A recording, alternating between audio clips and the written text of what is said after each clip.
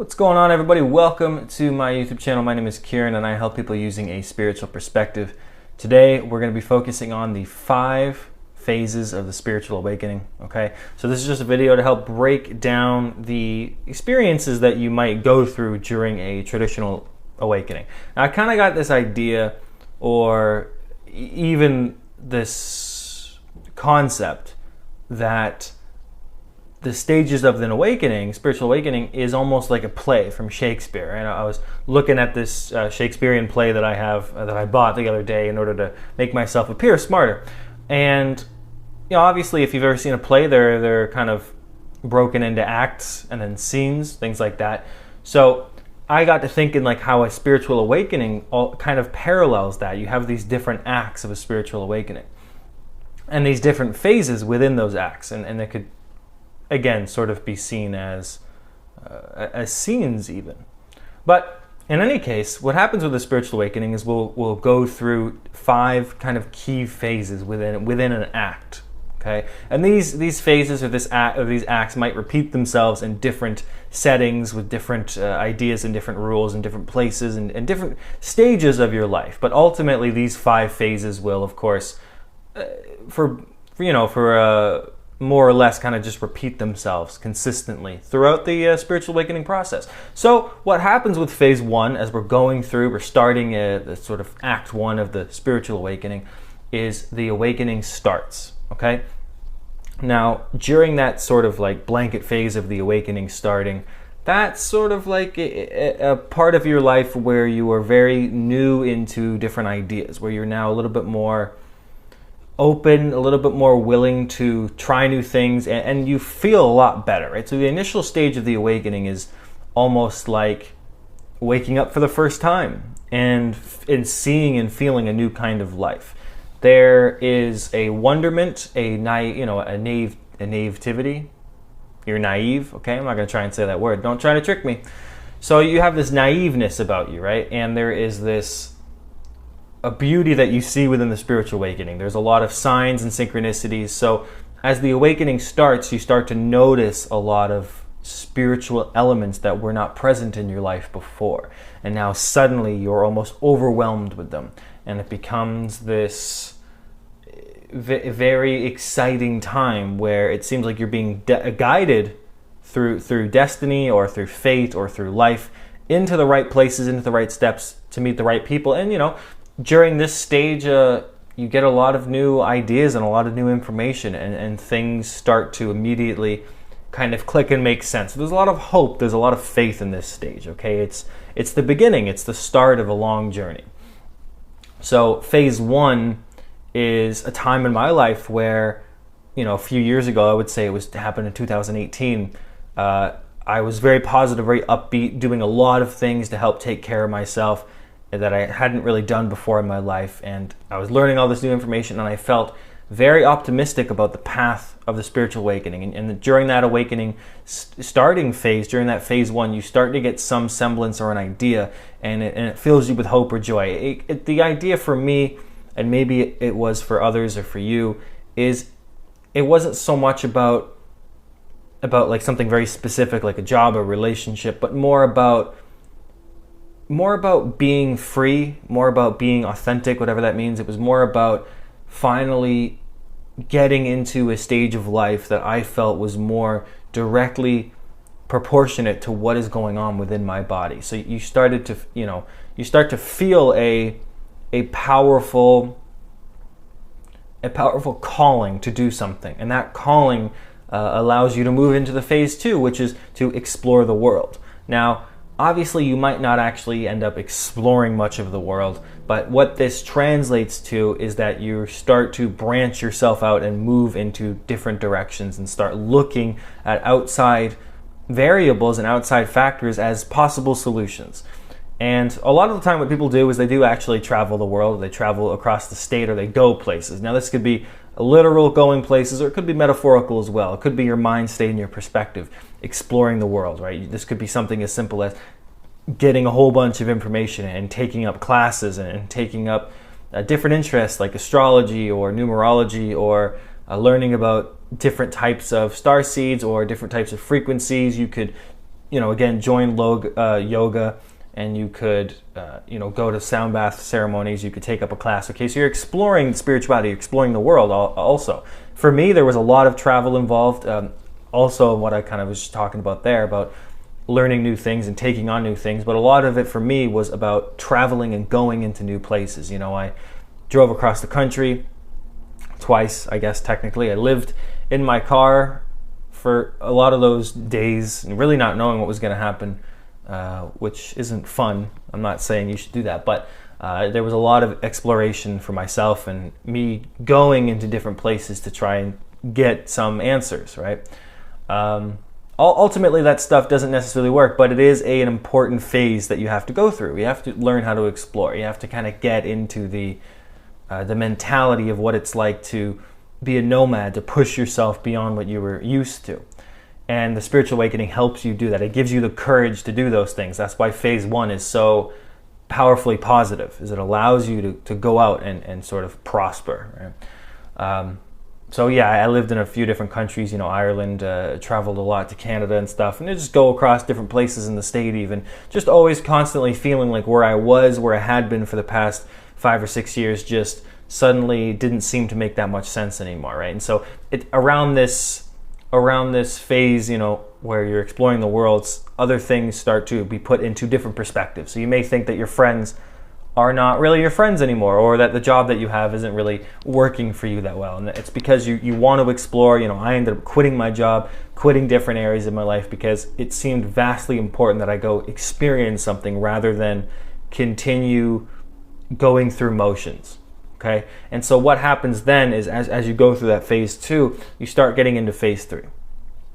And this is about getting experience, okay? So phase 3 is really all about trying to take what you've learned from the first 2 phases and ultimately coming back to Earth and doing something with that. So getting experience is essentially the hard, really difficult part of it. It's where you're trying new things, you're trying to get a job, you're trying to make this work, and a business idea that you had, you're gaining experience. So for me, after I came back from this phase 2 of exploring this world and stuff, there was a YouTube channel was started, this one where you're seeing me talk now, right? I started that, started doing tarot. Of course, there's new information that I learned as well, but, I started making music and started taking writing more seriously, discovered poetry, right? So there's a lot of new ideas that I had. I got some cool jobs, I got some not so good jobs, I got some great opportunities, not some good opportunities, a lot of bad luck, some good luck. There's a huge chunk of that where it was a lot of persistence and determination and essentially just working and putting in the work and getting experience, right? So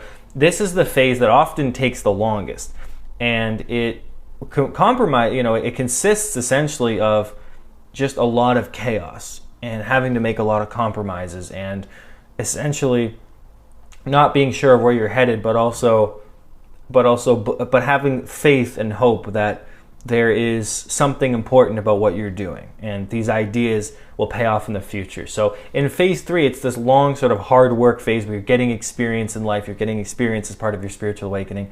You might have a lot of lessons that you're learning, a lot of things coming up, but essentially you're trying to push yourself into the successful version that you still have in your mind about, where it all started from phase 1, okay? So what happens then is as it gets longer, and it does get longer, it can take really like 1 to 2 years to get all this spiritual experience. Of course, longer or shorter, really depends on the person. But generally speaking, it takes a couple of years. And then you go into phase 4. And I call that phase the great doubt. Okay? Now this is where you start questioning all the things that you've ever believed about spirituality, but also about yourself. There's elements that come in that you were not previously sort of aware of in the other phases, in the previous phases. And if you were aware of them, you weren't taking them that seriously. So this is the phase where things that made sense spiritually no longer make sense. You may stop resonating with tarot readings, with different kinds of YouTubers or spiritual information, or for me, it was a lot of new age spirituality. I completely, I kind of grew out of it. And a lot of ideas that you carry over that you're not even aware of that are new age or religious or blockages within you psychologically, they all come from somewhere, and the things that once made you feel good no longer do. And so this is the phase where you start giving up hope. You don't really know what you're doing. You're just persisting there's a mystery. You know, it's kind of like you spent this whole time, these first 3 phases, making a path in the woods for yourself, because you're the journeyman, you're the adventurer, you're the leader, you're going off on a path and you're doing something with that. And then phase 4 is when you sort of look around and you realize that you're completely lost and you start to freak out. And yet at the same time, there's a wisdom that comes from the unknown, from the mystery. And part of that is, of course, that you've actually made your own path. So it makes sense that you would be lost because nobody else has made that path. So you're making it in real time. And the 4th phase of this awakening is essentially when you become aware that you've been doing this, that you're lost. And it becomes a lot more scary than it actually is. So essentially the vast amount of information that you do not know becomes present, both about humanity, the universe, spirituality, and also about yourself. A lot of this phase is when some of the things that you've believed about your life or about the people in your life are proven to be untrue or misguided.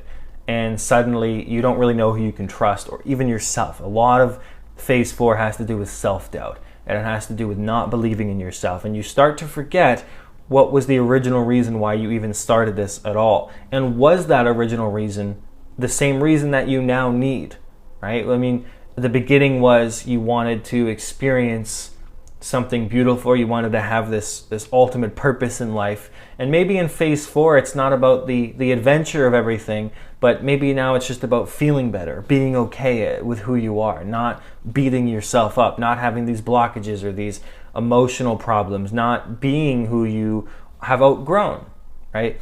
And phase 4 is much more personal. It stops becoming necessarily spiritual in the sense of external information, but more spiritual in the sense of what you're actually going through, who you are. It becomes very human, and you get humbled in this phase. Any spiritual ego that you got during phase 2 or phase 3 or phase 1, of course, is completely, that shuts down.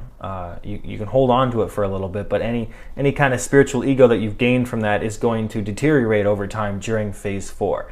And in my experience, phase 4 is not as long as phase 3, but it is more scary. It can appear more frightening to somebody going through it, especially initially, because you don't really know what's going on anymore, whereas at one time you thought you did. A lot of time here, people just realize that things are not going the way that they wanted them to. And you can start blaming yourself. So there's a lot of negativity and self-doubt that comes along with this phase 4, right? But what that opens us up to is the 5th phase, which is about your new life starting. So what happens is when you're going through a phase of your life that's the great doubt, where you're going through all this mystery in your life, what happens is that you have kind of 2 perspectives that you're working with.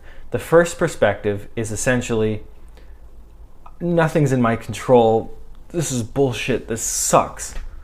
And the other perspective is, nothing's in my control.